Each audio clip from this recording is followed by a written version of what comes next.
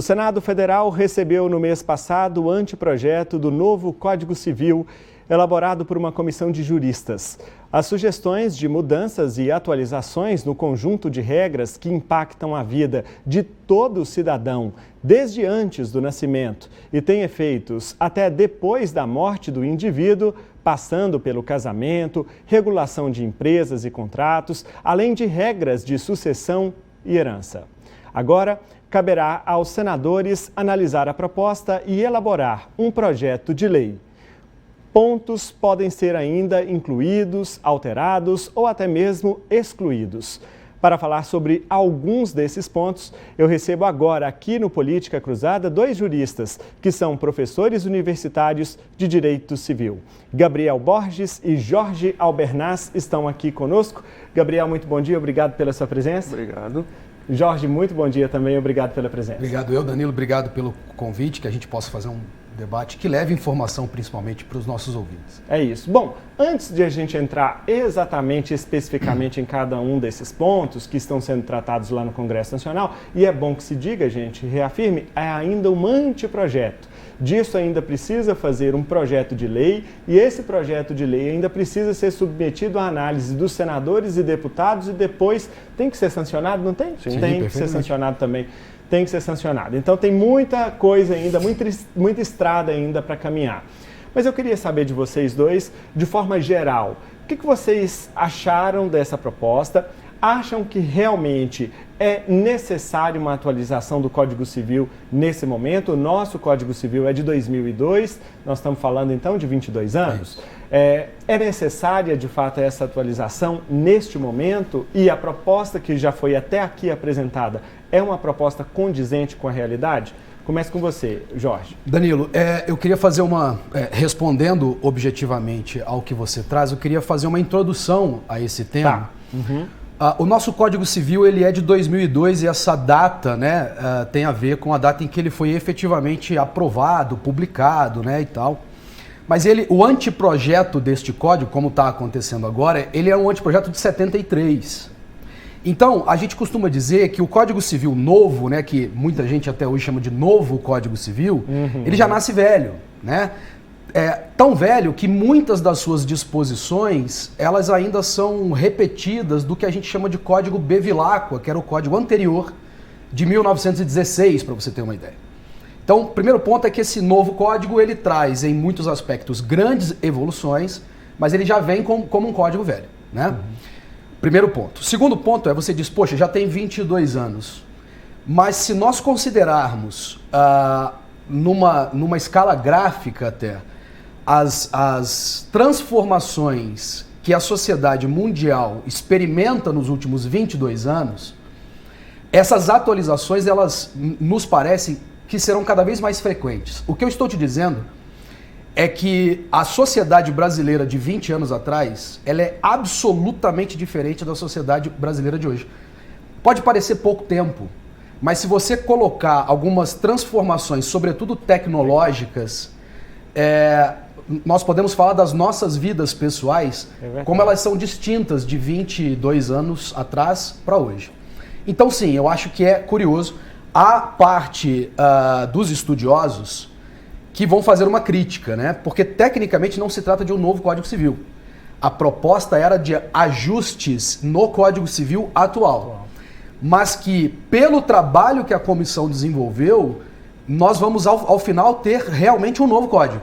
E aí a imprensa, né, começou a falar de um anteprojeto, de um novo Código Civil, quando na verdade se pretendia tão somente ajustes pontuais, eu talvez seja suspeito para falar disso, de um Código Civil que é muito bom, né? Mas em virtude da profundidade dessas transformações, a gente vai estar diante de uma nova regulação mesmo. A gente tem muita coisa para falar aqui. Gabriel, e você? Existe uma tradição aí do direito civil de ter atualizações demoradas, elaborações de códigos muito demoradas. Então você pega o primeiro, tirando os romanos ali, né? Tirando o primeiro Código Civil, com essa nomenclatura, Código Civil, que você vai ser lá na França, salvo melhor juízo, 1808, quando Napoleão Bonaparte, ele conquista parte da Europa e falou, preciso unificar o direito aqui, porque senão não vou conseguir manter. E aí ele pede para elaborar o Código Civil, que até hoje é chamado de Código Napoleônico, né? Porque ele foi elaborado não por Napoleão, mas a pedido dele. E aí você vai demorar muito mais de 100 anos para que esse código seja atualizado. As atualizações do Código Napoleão, que está em vigência até hoje, elas vão acontecer recentemente, pensando historicamente, recentemente. Né? A mesma coisa vai acontecer na Alemanha. Quando a Alemanha é unificada, eles falam, não, precisamos de um Código Civil. E aí vem a tal da escola da pandectística, né? Que vai estudar os pandectas lá do direito romano e faz um código maravilhoso que é o BGB. BGB foi ser atualizado mais de quase 100 anos depois também. Então, e está em vigor até hoje. O nosso código de 1916, ele é o primeiro, né, o Bevilacqua, né, o Clovis Bevilacqua, ele vai organizar, em 1916 ele vai entrar em vigor. Mas já era desde a época do Império, já se pedia por um código. Então a República é proclamada em 1889 e só em 1916 que a gente vai ter Código Civil. Antes disso, a gente usava legislações que vinham de Portugal. Né? E aí, como o professor falou, o Código de 2002 ele começa a ser debatido na década de 70. Né? Por quê? Porque você teve uma série de avanços de 16 até 2002, obviamente, e aí vieram algumas legislações, Estatuto da Mulher Casada, Código de Menores, que depois virou o ECA e tal, e começa-se a perceber que o Código Civil está desatualizado. Não, então vamos organizar isso aqui, fazer um código novo? Vamos, beleza. E aí a gente faz um Código Civil de 2002. Agora, precisa de atualização? Não sei dizer. Claro que tem dispositivos que estão desatualizados, tem coisa que a gente precisa consagrar lá lá da jurisprudência, né? Por exemplo, o STF desde 2011 fala que é possível união estável entre pessoas do mesmo sexo. Se você olhar o Código Civil, está escrito lá, casamento é entre homem e mulher. Né? Então, eu acho sim que tem algumas redações ali que precisam ser atualizadas. Boa parte já está consagrado na jurisprudência, vai mudar pouco na vida das pessoas.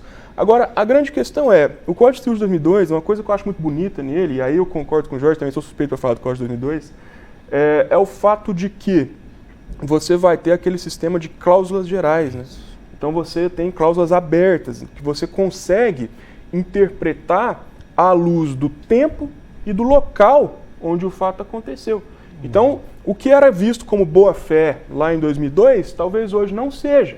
E aí cabe ao magistrado interpretar e comatar essa lacuna. Então, eu acho que o excesso de codificação não é tão legal. Você pensa, por exemplo, o direito civil é difícil de mexer, porque, olha, nós tivemos 2 códigos civis no Brasil. Quantas constituições a gente teve? De 1824, que vai ser a primeira, até 1988. É um monte de constituições, fora aquelas legislações que vieram da ditadura que foram recebidas como constituições também. Então, assim, eu acho que é um código que ele está sendo feito na pressa. Eu não acho que precisa de tanta pressa para você fazer dessa maneira. Não é um novo código, né? Apesar da gente estar chamando de novo Código Civil, ele não é um novo código, são uma série de atualizações que eu acho que elas mereciam um debate maior, um aprofundamento maior, com todo respeito à comissão de juristas maravilhosos que estão lá, tenho amigos que estão lá na Constituição, mas eu acho que precisava de um debate mais aprofundado, mais demorado mesmo, né? E outra coisa, principalmente quando você pensa em direito digital, em tecnologia, e também em direito de família, a gente tem avanços sociais que acontecem constantemente e que o processo legislativo não consegue acompanhar. O processo legislativo é ruim, é demorado, é lento? Não, não é isso. É porque realmente a sociedade avança mais rápido que o direito, independente de qualquer país que seja. Então, eu não sei dizer até que ponto é interessante você ter essa excessiva codificação do direito civil. Eu acho que o sistema de cláusulas abertas, ele já resolvia bem. Então, assim, com todo respeito, eu não acho que precisa.